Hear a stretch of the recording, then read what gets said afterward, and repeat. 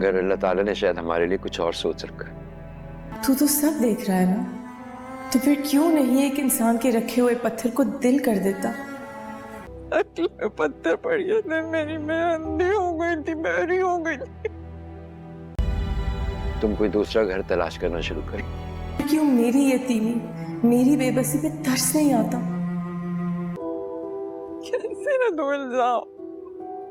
हम सुहेल के आने से पहले पहले इस घर को खाली कर लें। ड्रामा सीरियल ए इश्क जुनून के आने वाले एपिसोड में आप लोग देखेंगे अब आफिया बेगम अपने बेटे शेरोज को इस बात से खबरदार कर रही है कि राहिम ने एमन के साथ शादी कर ली है और अब वो राहिम के साथ है और इसी घर में मौजूद है। ये बात सुनकर शेरोज काफी डरने लगेगा और अपना सर पकड़ के बैठ जाएगा। ये क्या हो गया। वो एमन से कितना ही भागने की कोशिश कर रहा था, लेकिन आखिर एमन उसकी नज़रों के सामने आ ही गई, उसके भाई की बीवी बनकर।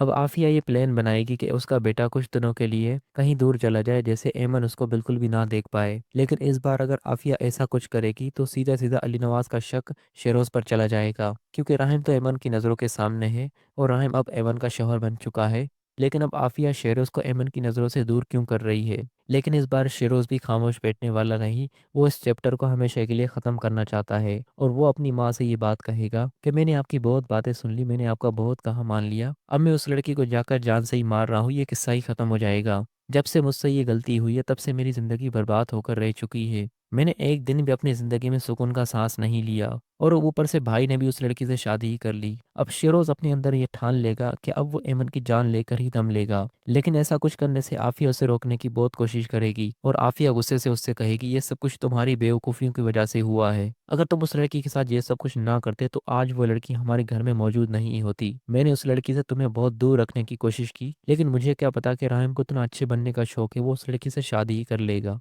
उधर एमन को भी उस घर में सारी बातें याद आने लगी हैं और वो अपने जहन पर काफी जोर देने की कोशिश कर रही है। अब जब एमन खुद हकीकत अपने मुंह से बता देगी तो इस बार एमन की बात पर सबको यकीन करना ही होगा और आखिर असली मुजरिम को सजा देनी ही होगी। अब यहाँ पर शेरोज किसी भी सूरत अपनी सजा से नहीं बच सकता।